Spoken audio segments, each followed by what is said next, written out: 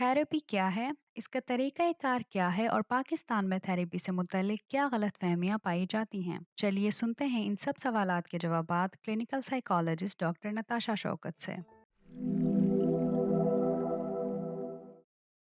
Depression, anxiety, stress ये वो common चीज़ें हैं जिसके साथ हमारे ही माशरे का आजकल हर दूसरा फ़र्द, या मैं तो ये कहूँगी कि हर फ़र्द, इवन मैं भी किसी ना किसी स्टेज पे आके हम इस चीज़ के साथ सफ़र कर सकते हैं। हमें कोई ऐसा वाक़या या कोई ऐसी सोच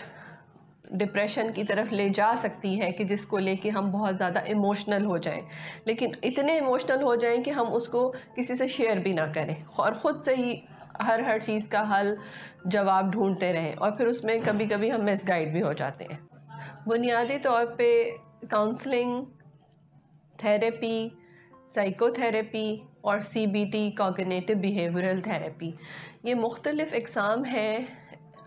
आसान अल्फाज में हमारी आवाम को शऊर देने के लिए मैं ये बताना चाहती हूँ कि ये सिर्फ़ एक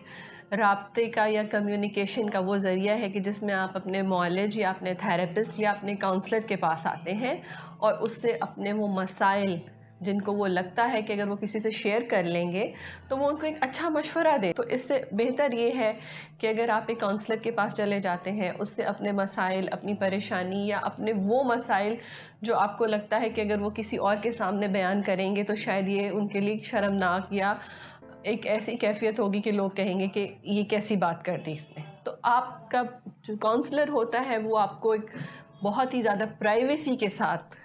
आपके मसाइल को सुन के और फिर आपको इस काबिल बनाने की कोशिश करता है कि जो आपके मसाइल हैं आप ख़ुद उन पे काबू पाने की कोशिश करें, और ये मुमकिन भी है और हो भी जाता है। यूरोप और अमेरिका में तो लोग नॉर्मली वीकली या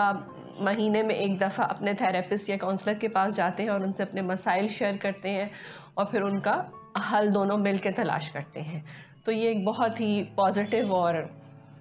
ऐसी एक्टिविटी है कि जिसे हम सबको करना चाहिए, और इसको तो हमारे मुल्क में हुकूमती सतह पे स्कूल्स में, कॉलेजेस में, यूनिवर्सिटीज़ में, बल्कि मेरी तो ये राय है कि हर एरिया में एक काउंसलर को या एक थेरेपिस्ट को जो है वो मुकर्रर किया जाए जो अपने इलाके के लोगों को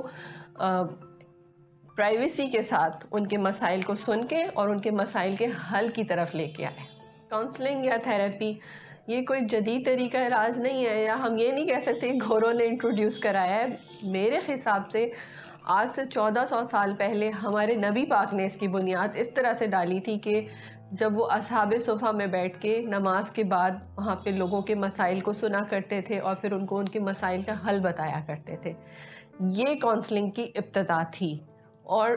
काउंसलिंग और थेरेपी ये वो चीज़ है कि जिसमें आपने एक मरीज़ को सुनना है, उसके जज्बात को, उसकी फीलिंग्स को, उसके इमोशंस को, उसके एहसासात को, जिसमें उसको कैथारसिस की ज़रूरत है, जिसमें उसने अपने आप को सुनाना है, अपना आप बताना है, और आपने फिर उसको उसके लेवल पे जाके सुन के उसको रहनुमाई देनी है। तो ये एक बहुत ही कॉमन सी चीज़ है जो इंसानी फितरत या इंसान की नेचर से जुड़ी हुई है। सोच, फिर ख़यालात, और फिर इमोशनली आपके बॉडी में उसके नतीजे में एक तब्दीली आना, और फिर आपका रिएक्ट करना, ये सारे वो चीज़ें हैं जो एक इंसान की नेचर के साथ अटैच्ड हैं। तो उसको हम अगर ये कहें कि ये कोई गलत चीज़ है कि एक इंसान को अगर डिप्रेशन हो गया, एंजाइटी हो गई, एंगर मैनेजमेंट का इशू हो गया, एडजस्टमेंट का प्रॉब्लम हो गया, तो ये सारी चीज़ें गैर फितरी हैं, ये सारी चीज़ें नेचर से रिलेट कर रही हैं, और इसको हमने क्योर भी नेचुरल वे में करना है। और नेचुरल वे ये है कि एक इंसान दूसरे इंसान को सुन के उसको ये एहसास दिलाए कि जो तुम्हारे ये जज्बात हैं, जो तुम्हारे एहसासात हैं, ये इस लेवल के हैं कि हम इनको ठीक कर सकते हैं। हर चीज़ में बेहतरी की गुंजाइश है, हर मसले का हल मौजूद है। ज़रूरत सिर्फ़ इस बात की है कि हम उस मसले को सुन के, समझ के एक सही रहनुमाई दें।